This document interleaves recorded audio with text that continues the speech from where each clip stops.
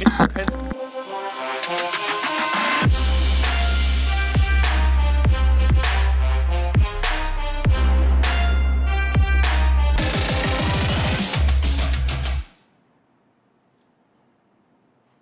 It is the Penn State Blitz here on PennLive. Excuse me, Greg Pickel. It's really kind of the blue-white game edition. That's right. Because it's right around the corner, finally. Spring practice almost over.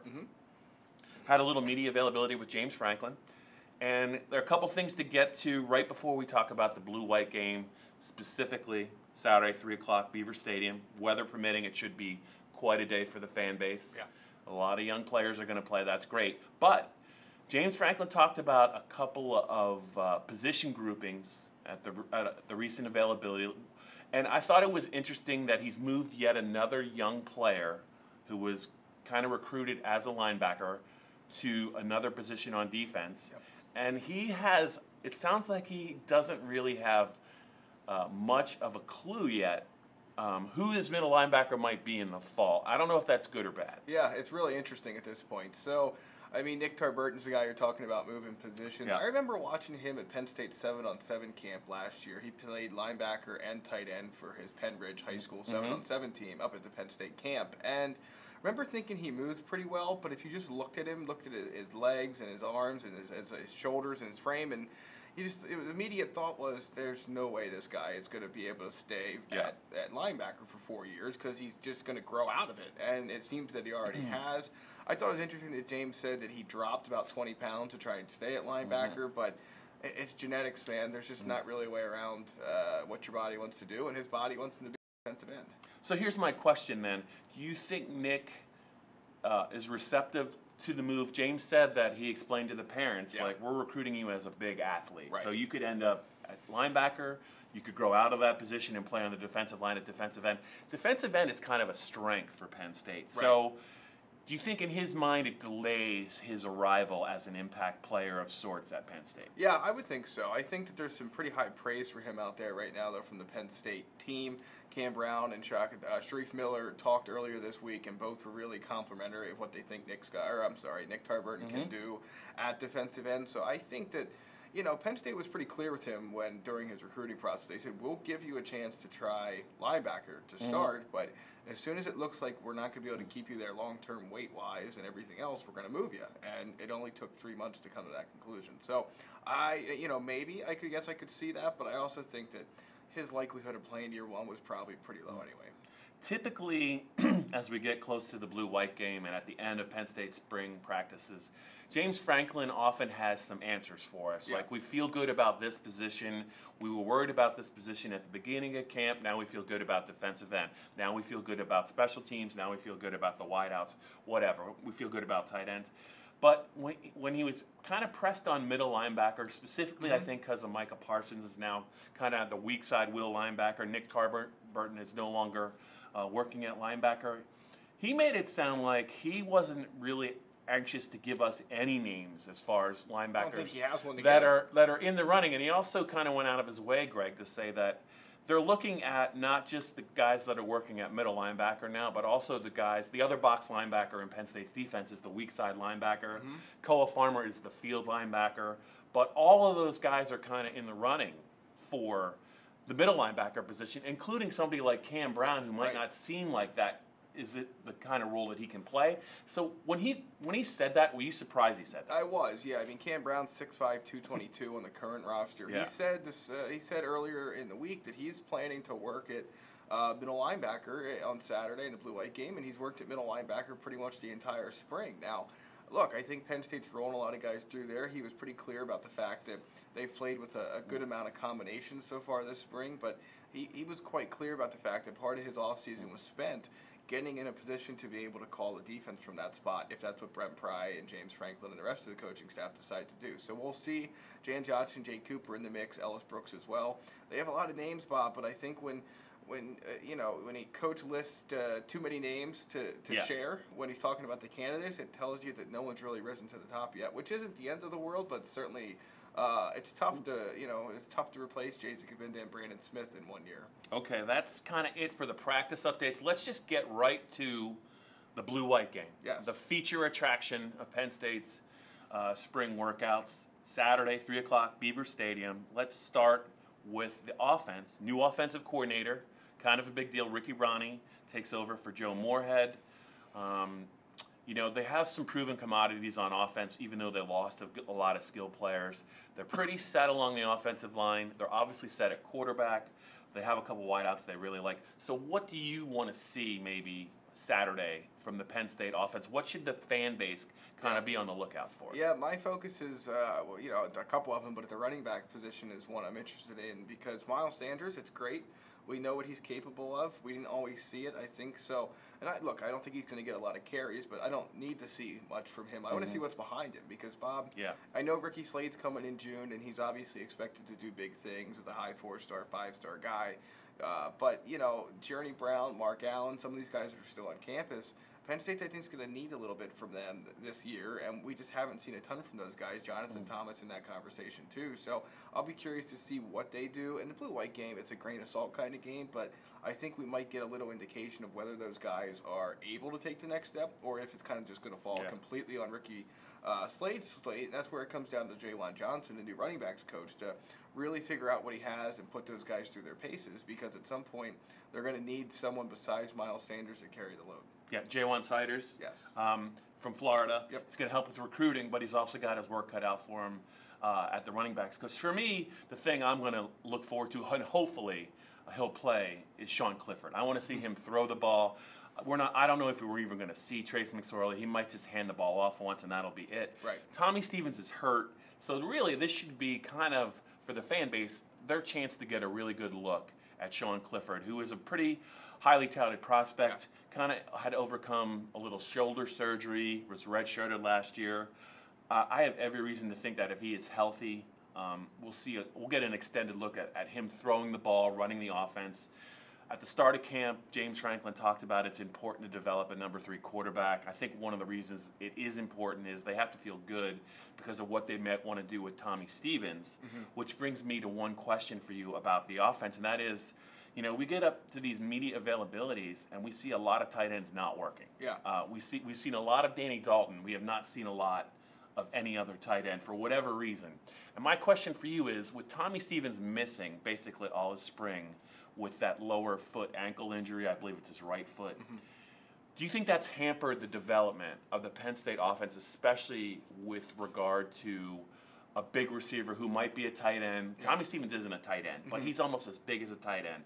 Has that kind of hampered their ability to maybe throw the ball and kind of, you know, just kind of install maybe Ricky Rahne's version of the Penn State offense? Yeah, I think it's certainly possible. I think that one of the things we've sensed a fair number of times going up there is just frustration with the offense. It seems like there's a lot of little things that, and when you lose the production and the veteran experience of Deshaun Hamilton, Mike Gesicki, Saquon Barkley, I mean, let's be, Saeed Blacknell to some extent. I mean, Penn State's losing a lot of veteran guys, so the little stuff that kills you come game day will need to be cleaned up, will need to be addressed. But, yeah, I think there's probably a little bit of that because if you think Stevens stayed because he was, you know, more or less guaranteed a bigger part of the offense or at least a more consistent role game in and game out, he got installed at some point. And while it's I'm sure it's similar to what, you know, Joe Moorhead did. Ricky Rahne will have a similar idea and a similar track. You still got to get out there and do it. And it camps a long time. You obviously have plenty of opportunity to install that stuff. But, yeah, I think that's probably fair, especially because, tight end is about as big a mystery as you can get at this point. The question is Danny Dalton getting all these snaps because there's nobody else or because he's risen to the top? Yeah, I think we caught a glimpse of Ronnie's offense in the Fiesta Bowl when Tommy was healthy. They moved him around a lot. He was on the field a lot. I think you can line him up outside. You can line him up in the backfield next to, say, Miles and Trace in the backfield. You could see that formation. And I think they will look to get him the ball. I would expect the biggest change will be in the red zone. I think he's going to be more of a factor, I think, for Penn State in the red zone. I think he can really cause problems and confusion for defenses and defensive coordinators. And I think that they have that plan in place, and I think they know that Tommy can execute that plan.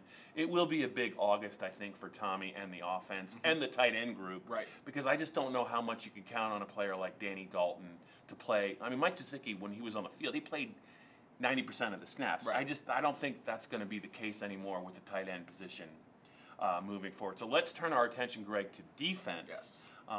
They lose, I believe. I think they're replacing 8 starters. They lose athletes at the defensive tackle position. They lose athletes at the linebacker position. They lost all 4 starters from their secondary. They have a lot of interesting defensive players who enrolled in January. So, what do you think Brent Pry and his defensive coaches will be doing in this game? It'll primarily be 1s versus 2s for the fan base. So that means, the first team players that play will be in blue. Yeah. And the backups or the second team guys or the guys that are trying to move up the depth chart, they're going to be in white. They usually have done it this way under James. So how do you think how will we see the defensive players deployed? Yeah, it's an interesting discussion point because you look at safety, you look at linebacker, and there's a lot of options for Penn State when they decide to put who on which team. I mean, Nick Scott and Garrett Taylor, you would suspect go on the 1's team, but what do they do at linebacker? Cole Farmer, yeah. Cam Brown, yeah. But after that, is it Micah Parsons? Is it Jan Johnson? Is it Jake Cooper? Yeah. Is it Ellis Brooks? Is it somebody else? Does Braylon Fajon Walden and Braylon Franklin, 2 guys that are redshirt freshmen, are they even doing much this spring? We just don't know. So they have a lot to figure out there, and the same thing on the defensive line too. How do you split your ends and your tackles up, and where is the tackle development at depth-wise? I think that if Brent Pry is able to speak after the game, he's going to have a lot of ideas about what to do with this defense because it's a blank canvas at this point. And I don't know about you, but it feels like there's not as many answers as maybe there were at this time in previous springs. Yeah, I'm looking forward to see, obviously, Micah Parsons. I'm looking forward to see another January enrollee, Jesse Lucade at linebacker. I'm actually really looking forward to seeing Ellis Brooks kind of move. Yeah. I think he is a guy they're definitely looking at middle linebacker. And my guess would be, Greg, I don't think you see Koa Farmer play a lot in this game. I think they're trying to protect him. They want him healthy for the fall. I think you will see Cam Brown. You probably should, if they're healthy, Jake Cooper and Jan Johnson. And it could be, there's been blue and white games where you see guys trade jerseys. So they'll wear blue jerseys for one series and then they'll switch it over and they'll be on the white side. I don't think you can give enough reps to the younger players. So I think the fan base is really anxious to see Micah play. There's years where we've kind of I remember when Trace McSorley was coming off his first year there, and I think he had mono or something. He didn't play in the blue-white game. I really want to see Micah kind of run around. Yeah. The fans, I think they know you can't hit the quarterbacks, but just see how he can cover, see how he kind of diagnoses plays. Ellis Brooks too.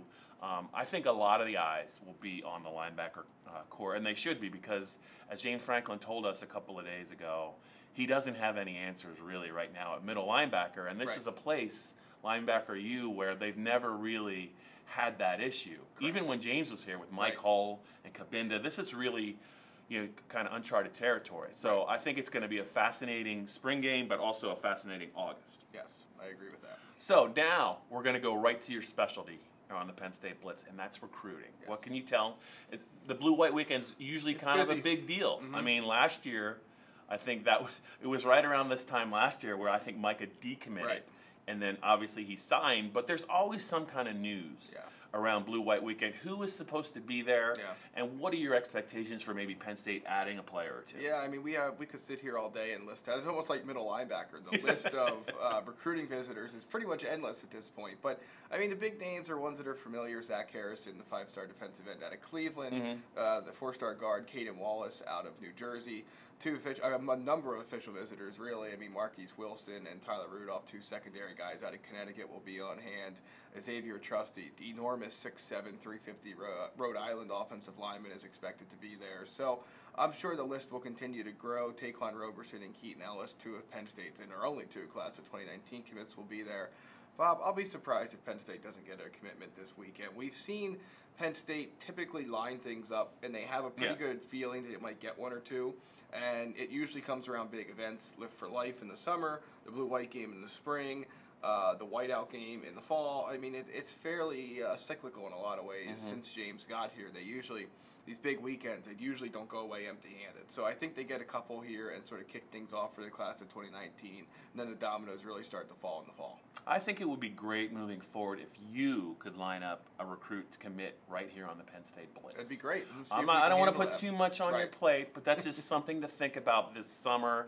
Maybe we've been a little exclusive, a little breaking news. That wouldn't be bad. But it sounds like you're going to be pretty busy, not only during the game, but maybe the hours leading up to it, and maybe that Sunday could be a little interesting for you as well. Stay tuned. As we transition from Penn State's blue-white scrimmage, I mean, and then right after that, we're going to have the NFL draft where a lot of Penn State players are going to go, especially one prominent one should go. Right. Hopefully in the top What's 5 his name picks, again? Saquon Barkley. Thank But you. we'll see. So that's it, basically, for this edition of the Penn State Blitz. My only question is, do you have some questions or comments? Yes. From Overtime. the blue and white fan base? Yes. What do they need to know? All right, number 1, bold prediction for the blue-white game. Go. Bold prediction. Yep. The white gets shut out. Okay. And the offensive MVP of the game will be Mark Allen. Ooh, I like it. That's a running back, by the way. Yeah, I'm going to go with, I think this game could be very defensive heavy. I do. I Right. just don't. I don't see a lot of points, man. I don't. We've watched a couple of these practices, Yeah. and we've seen that the defense seems to have a pretty aggressive beat to the ball more often than not. I think this is a more turnover-prone Penn State, or Yeah. a turnover, very good at getting turnovers, Penn State defense. So I don't know. I just think it could be a very low-scoring affair. Under. Yes, under. Under 10 is what my bold prediction is. Yeah, There I you do go. think there's a chance that one team might not score. If you look at who's going to play quarterback, there's no Tommy Stevens. There's not going to be any Trace McSorley for any Right. significant amount of time. It's Sean Clifford. He might be quarterback in both teams. Yeah, it could. Yeah, Maybe Michael Schuster, the Camp Hill grad, that was very good. We'll see some time.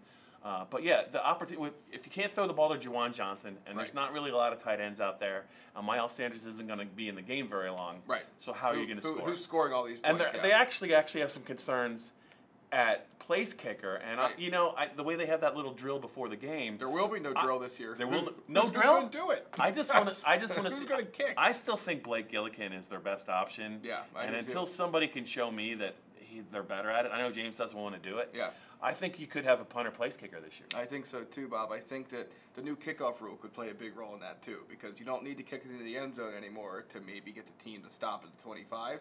And if you kick it to the wall, if you're trying to do all the things teams used to do, where you try and kick it to the 1 or kick it to the 5 and kick it to a corner and make your guys get down there and cover it, teams can call fair catch now and take that completely out of play. So you might not need Blake Gillikin to be the kicker and the kickoff guy and the punter. He could just do the placements and the punting. So we'll see. Miles Sanders, Sally wants to know, will he get most of the carries this fall by a wide margin, or will it be fairly close between him, Ricky Slade, maybe your bold prediction, Mark Allen, Journey Brown? There's a lot of guys back there, Bob, and Sanders is clearly the best one there right now, but is this a wide disparity between him and everybody else, or is it pretty close? I mean, I feel like if Miles is healthy, and I don't have any he looks like he's ready for a full-time role. He's not quite the specimen that Barkley is, but who is? There's not really anyone kind of like that. Right. But I mean, Miles is 215 pounds. He's about 6 feet tall. He can run inside.